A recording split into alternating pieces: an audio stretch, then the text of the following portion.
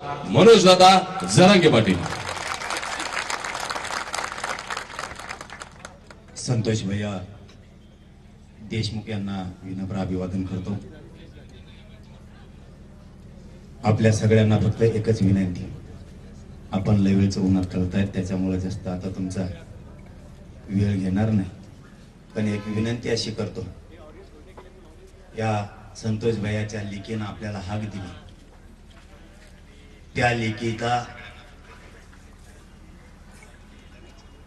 तिचं शेवटची इच्छा की माझ्या बापाला न्याय मिळाला पाहिजे. न्याय मिळवून देण्यासाठी एकाही बांधवानं मागं हटायचं नाही. काल त्यांची आणि मुख्यमंत्र्यांची भेट झाली. मुख्यमंत्र्यांनी त्यांना शब्द दिला, एकालाही याच्यातल्या सुटू देणार नाही. जेवढी साखळी आहे ती सगळी साखळी पकडली जाईल, या शब्दाला मुख्यमंत्र्यांनी शेवटपर्यंत खरं भरावं. याच्यातला आणि सोमनाथ सूर्यवंशीच्या हत्येमधला एकही आरोपी सुटला तर मात्र अण्णा सरकारची गाठ आमच्याशी आहे. आपण मात्र मला जीवा जीव असेपर्यंत हा समाज तुमच्या पाठीशी राहील. आणि धनंजय भैया तुम्हाला जाहीरपणानं पुन्हा एकदा सांगतो, वैष्णवी ताई समोर, संतोष भैयाला न्याय मिळेपर्यंत या राज्यातला एकही माणूस एक इंच सुद्धा मागे हटणार. मला फक्त एकच मुद्दा आता क्लिअर करायचा आहे. या धनंजय मुंडेने जे प्रयोग सुरू केले, या धनंजय मुंडेने जे षडयंत्र सुरू केले, आणि ती जो लोकांना सांगतोय आता रास्ता रोको करा, मोर्चे काढा, आंदोलन करा, हे धनंजय मुंडेचं काम आहे, दुसरं कोणाचं ना. धनंजय मुंडे तुमच्या लक्षात येत नाही, तुम्ही जास्त खोलात चाललाय. ही जर रूट तुम्ही अशी पाडली, संतोष भैयाच्या पाठीशी उभारणार, आता आरोपीच्या पाठीशी उभारायचं काम तुमच्या लाभार्थी टोळीकडून जर तुम्ही सुरू केलं, आणि ह्याच्यानंतर जर तुमच्या घरातलं कोणी मेलं तर मला सुद्धा काढायचे का? हा महाराष्ट्र धनंजय मुंडे नेमका कोणत्या बाजूला घेऊन चाललाय? आपण मंत्री पदावरती आहेत, संविधानाची शपथ घेतली, राज्याचा प्रमुख व्यक्ती म्हणून आपण काम करता, आणि तुमच्या लाभार्थ्या गुंड टोळीला तुम्ही राज्यात आंदोलन करायला लावता आणि आरोपीला साथ देता. ही चाललेली दिशा धनंजय मुंडेची चांगली नाही. जर राज्यात रोड पडली, कोणाचा माणूस मेला किंवा मारला, तर आरोपीला साथ द्यायची, तर सगळ्या जाती धर्माचे लोक इथून पुढे तसंच करायला सुरुवात करतील. माणूस मेला किंवा मारला की ती जात त्या आरोपीच्याच बाजूला उभा राहणार. आणि या राज्यातलं आणि देशातलं पहिलं उदाहरण आहे की धनंजय मुंडे या गोष्टी त्या गुंड टोळीच्या जीवावरती घडून आणायला लागला. मी काय बोललो त्या दिवशी परभणीला, अण्णा फोन चालू आहे का? मी परभणीला त्या दिवशी काय बोललो, धनंजय देशमुखांना त्या धनंजय मुंडेच्या लोकांना धमकी दिली. या राज्यातले लोक म्हणतात, जर संतोष देशमुखांच्या वेळेस त्याच वेळेस अॅट्रॉसिटी ऍक्ट दाखल झाला असता तर आपल्या संतोष देशमुखांचा खून झाला नसता. जर तो गुन्हा दाखल करून घेतला असता तर संतोष भैया देशमुखांचा खून झाला नसता. तसंच पुढे आम्ही सुद्धा डोक्यात आणलं, जर पोलीस स्टेशन मध्ये आरेरावी धनंजय देशमुखांना त्या धनंजय मुंडेचे लोक धमकी द्यायला लागली आणि आपण जर बोललो नाही तर तसा जर हा खून झाला तर लोक म्हणतील वेळीच जनतेने सावध व्हायला पाहिजे होतं. तुम्ही धनंजय देशमुखांना धमकी देता, गुंडाला बोलायचं नाही, गुंडाला बोलायचं नाही. काय चूक केली? वंजाराला धमकी दिली का? कुठल्या धनगराला, दलित मुस्लिमाला, मायक्रो ओबीसीला? अरे धनंजय मुंडे, आमच्या रक्तात नाही येते. आमचे रक्त पवित्र आहेत. आम्ही नाही जातीवाद करत.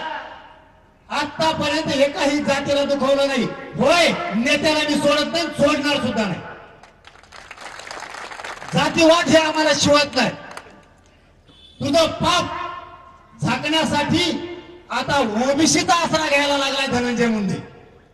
तुझं पाप झाकण्यासाठी ओबीसीचा आसरा घेणार आणि पांघरून घेतोय की ओबीसीवर अन्याय होतोय. ओबीसीचा काय संबंध त्याच्यात? खून करणार तुम्ही, पापी बांधणार तुम्ही आणि याच्यात ओबीसीला ओढणार.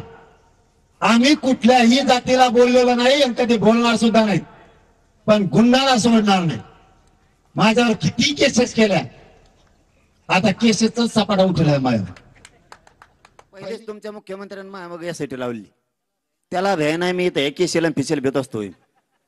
अशा 1,000 केसेस केल्या ना, संतोष भैयाना न्याय देण्यासाठी माझ्यावर 1,000 केस झाल्या तरी मनोज जरांगे माग सरकणार नाही.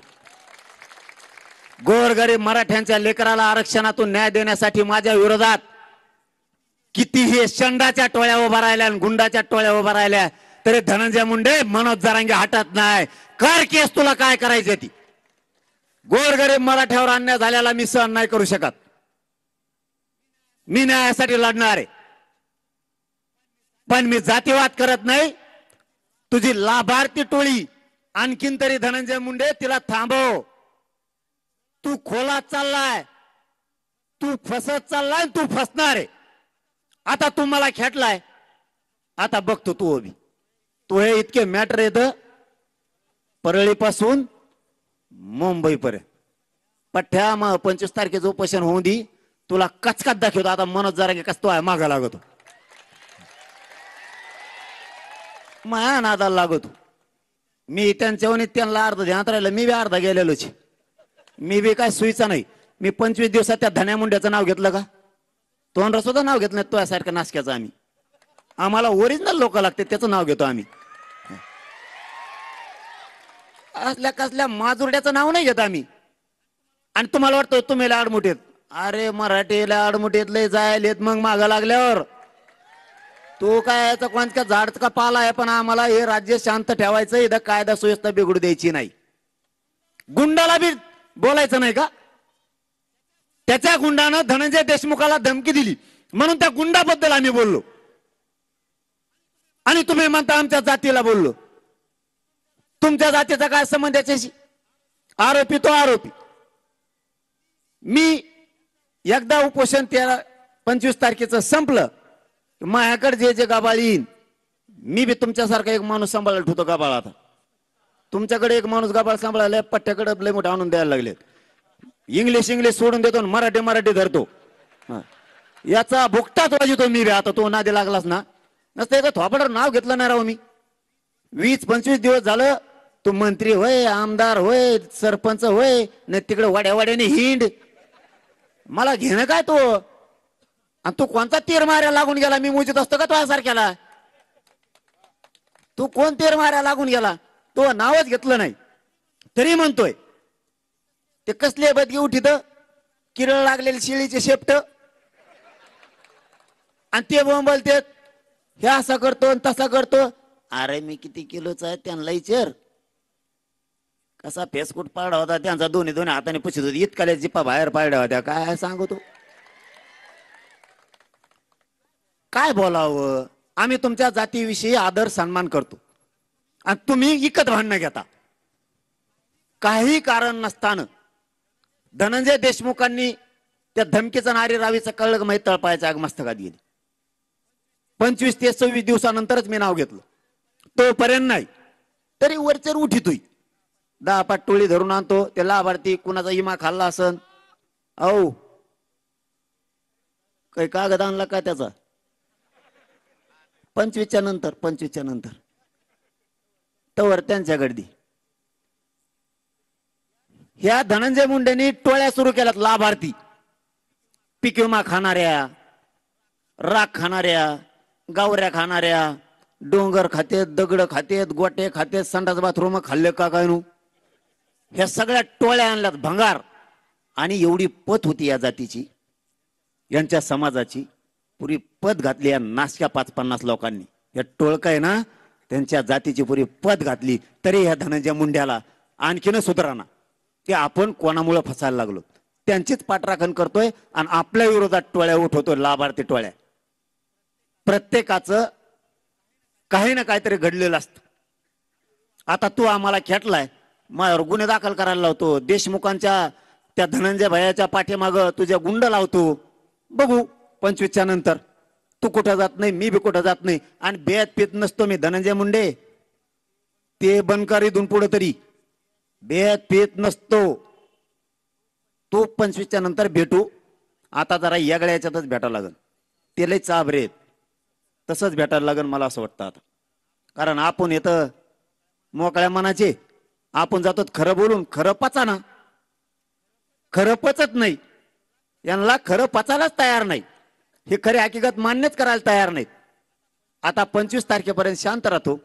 एकदा माझं गोरगरिबांचं एवढं आरक्षण एकदा 25 जानेवारीच्या उपोषणाच्या नंतर झालं की आपण कायदेशीर भेटायचं म्हणतोय, तो कायदेशीरच भेटू. आता त्याला माझी हात जोडून तुम्हाला सगळ्यांना विनंती आहे, देशमुख कुटुंबियाच्या पाठीशी शेवटपर्यंत त्या वैष्णवी लिकीनं आपल्याला हाक दिलेली, सगळे ताकदीनं न्याय मिळेपर्यंत तिच्या पाठीशी उभा राहा, सूर्यवंशीच्या पाठीशी उभा राहा, ही तुम्हाला हात जोडून विनंती करतो आणि थांबतो. धन्यवाद. जय शिवराय.